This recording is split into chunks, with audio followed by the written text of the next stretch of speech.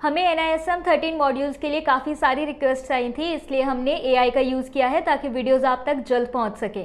और accuracy maintain करने के लिए हमारी रिसर्च टीम ने सभी फैक्ट्स को चेक किया है, इसलिए वीडियो को एंड तक देखें और अपना फीडबैक ज़रूर दें।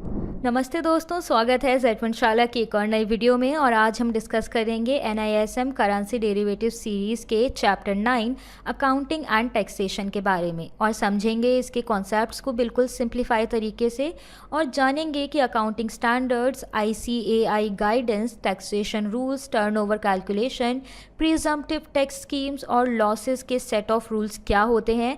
सब कुछ स्टेप बाय स्टेप एकदम ईजी लैंग्वेज में। तो चलिए वीडियो को शुरू करते हैं। अब जब बात होती है एक्सचेंज ट्रेडेड करेंसी डेरिवेटिव्स की अकाउंटिंग की, तो एक क्लियरली बोला गया है कि accounting valuation and capital requirement shall be as per applicable accounting standards issued by ICAI और रिस्पेक्टिव रेगुलेटर्स, यानी banks, NBFCs, insurance companies, housing finance companies, सबको अपने रिस्पेक्टिव रेगुलेटर जैसे कि RBI या फिर IRDAI एटसेट्रा के नॉर्म्स को फॉलो करना होता है। अगर रेगुलेटर ने स्पेसिफिक ट्रीटमेंट डिफाइन नहीं किया हो तो ICAI के गाइडेंस नोट्स अप्लाई होते हैं। अब देखते हैं कि डेरिवेटिव्स पर ICAI के गाइडेंस नोट्स क्या हैं। ICAI ने 2021 में एक updated guidance notes on accounting for derivatives contracts issue किया था। इसके कुछ की पॉइंट समझते हैं। पहला है रिकॉग्निशन। हर डेरिवेटिव कॉन्ट्रैक्ट को बैलेंस शीट पे फेयर वैल्यू पे रिकॉग्नाइज करना होगा, यानी डेरिवेटिव एक एसेट या लाइबिलिटी के फॉर्म में दिखेगा depending on price movement. Second है नो हेज अकाउंटिंग। अगर एंटाइटी हेज अकाउंटिंग अप्लाई नहीं करती तो डेरिवेटिव्स को फेयर वैल्यू पे रीमेजर करना होगा और प्रॉफिट या लॉस स्टेटमेंट में शो करना होगा। थर्ड है हेज अकाउंटिंग अप्लाई करना है तो कुछ कंडीशंस सेटिस्फाई करने पड़ेंगे। Risk management objective clearly define करना होगा। हेज्ड रिस्क और इंस्ट्रूमेंट का मैच समझाया जाएगा। हेज इफेक्टिवनेस टेस्ट होगी रेगुलरली और सब कुछ डॉक्यूमेंटेड होगा फ्रॉम डे 1। फोर्थ है types of hedge accounting. Fair value hedge यानी एसेट या लाइबिलिटी की वैल्यू प्रोटेक्ट करने के लिए। कैश वैल्यू हेज जो होता है फ्यूचर कैश फ्लो को सिक्योर करने के लिए। और नेट इन्वेस्टमेंट हेज जो फॉरेन ऑपरेशंस के अगेंस्ट प्रोटेक्शन देता है। फिफ्थ है डिस्क्लोजर्स। एंटिटी को अपनी risk management policies, hedge objective और मेथोडोलॉजी डिस्क्लोज करनी होती है फाइनेंशियल स्टेटमेंट्स में।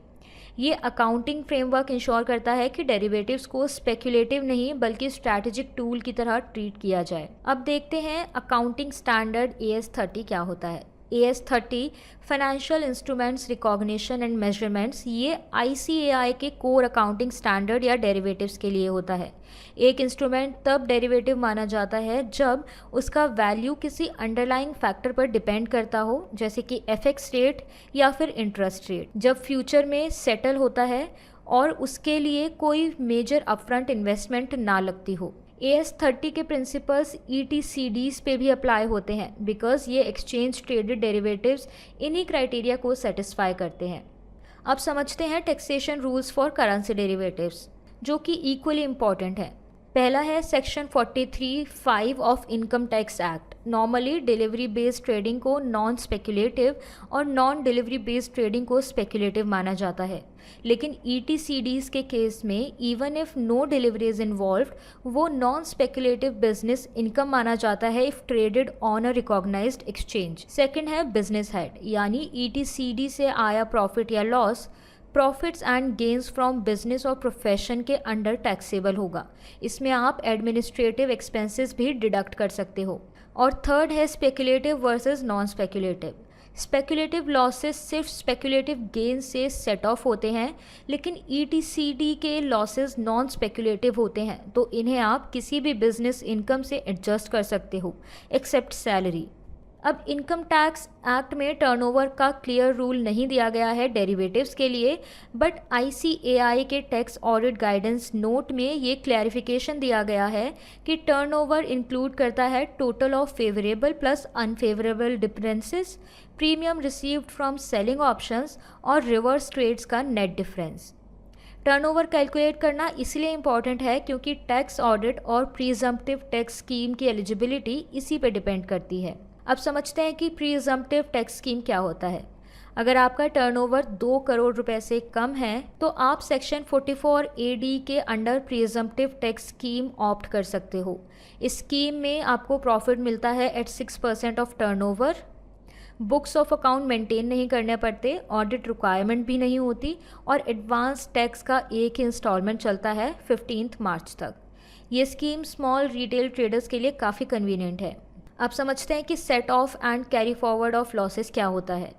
ETCDs के लॉसेस अगर नॉर्मल बिजनेस लॉसेस के रूप में ट्रीट किए जाएं तो उन्हें आप किसी भी अदर बिजनेस इनकम से एडजस्ट कर सकते हो एक्सेप्ट फॉर सैलरी। अगर उस ईयर में एडजस्ट नहीं हो पाए तो आप उन्हें 8 असेसमेंट ईयर तक कैरी फॉरवर्ड कर सकते हो। एक इम्पॉर्टेंट बात याद रखने वाली ये है कि लॉस कैरी फॉरवर्ड तभी अलाउड है जब रिटर्न ड्यू डेट से पहले फाइल किया गया हो। लेट रिटर्न मतलब नो कैरी फॉरवर्ड राइट्स। तो दोस्तों इस वीडियो में हमने समझा अकाउंटिंग स्टैंडर्ड्स क्या कहते हैं डेरिवेटिव्स के लिए, ICAI गाइडेंस कैसे काम करता है, टैक्सेशन रूल्स किस बेसिस पे अप्लाई होते हैं, टर्नओवर और ऑडिट के रूल्स क्या हैं और कैसे आप लॉसेस को सेट ऑफ या कैरी फॉरवर्ड कर सकते हो। अगर आपको ये वीडियो यूजफुल लगा हो तो इसको लाइक करें, शेयर करें और जेड फंड शाला को सब्सक्राइब करना बिल्कुल भी ना भूलें। Mutual fund investments are subject to market risks. Read all scheme related documents carefully.